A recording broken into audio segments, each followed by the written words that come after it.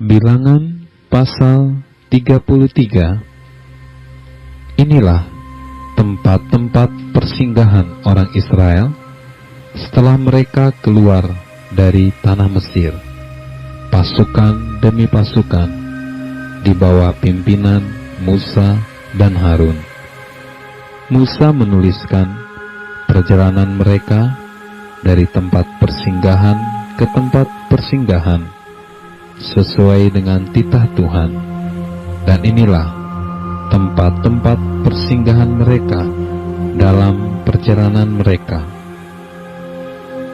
Mereka berangkat dari Rameses pada bulan yang pertama, pada hari yang ke-15 bulan yang pertama itu, pada hari sesudah Paskah berjalan, orang Israel keluar oleh tangan yang dinaikkan di depan mata semua orang Mesir. Sementara orang Mesir sedang menguburkan orang-orang yang telah dibunuh Tuhan di depan mereka, yakni semua anak sulung, sebab Tuhan telah menjatuhkan hukuman-hukuman kepada para Allah mereka. Berangkatlah orang Israel dari Rameses, lalu berkemah di Sukot. Mereka berangkat dari Sukot, lalu berkemah di Etam, yang di tepi padang gurun. Mereka berangkat dari Etam, lalu balik kembali ke Pi Hahirot, yang di depan Baal Zephon. Kemudian berkemah di tentangan Migdol. Mereka berangkat dari Pi Hahirot dan lewat dari tengah-tengah laut ke padang gurun. Lalu mereka berjalan 3 hari perjalanan jauhnya di padang gurun Etam. Kemudian mereka berkemah di Mara. Mereka berangkat dari Mara lalu kembali ke Elim.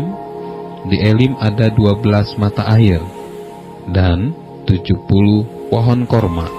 Di sanalah mereka berkemah. Mereka berangkat dari Elim, lalu berkemah di tepi laut Teberau. Mereka berangkat dari laut Teberau, lalu berkemah di padang gurun Sin. Mereka berangkat dari padang gurun Sin, lalu berkemah di Dofka. Mereka berangkat dari Dofka, lalu berkemah di Alus.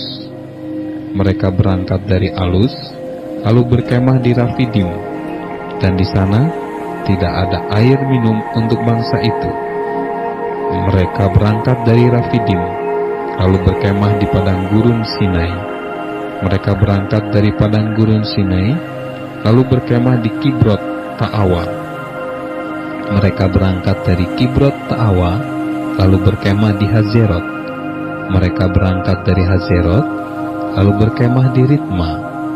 Mereka berangkat dari Ritma, lalu berkemah di Rimon Peros. Mereka berangkat dari Rimon Peros, lalu berkemah di Libna. Mereka berangkat dari Libna, lalu berkemah di Risa. Mereka berangkat dari Risa, lalu berkemah di Kehelata. Mereka berangkat dari Kehelata, lalu berkemah di Harsafer. Mereka berangkat dari Harsafer, lalu berkemah di Harada. Mereka berangkat dari Harada, lalu berkemah di Makhelot. Mereka berangkat dari Makhelot, lalu berkemah di Tahat. Mereka berangkat dari Tahat, lalu berkemah di Tarah. Mereka berangkat dari Tarah, lalu berkemah di Mitka. Mereka berangkat dari Mitka, lalu berkemah di Hasmona. Mereka berangkat dari Hasmona, lalu berkemah di Moserot. Mereka berangkat dari Moserot, lalu berkemah di Bene Yaakan. Mereka berangkat dari Bene Yaakan, lalu berkemah di Hor Gitgat. Mereka berangkat dari Hor Gitgat, lalu berkemah di Yotbata. Mereka berangkat dari Yotbata, lalu berkemah di Abrona. Mereka berangkat dari Abrona, lalu berkemah di Ezion Geber.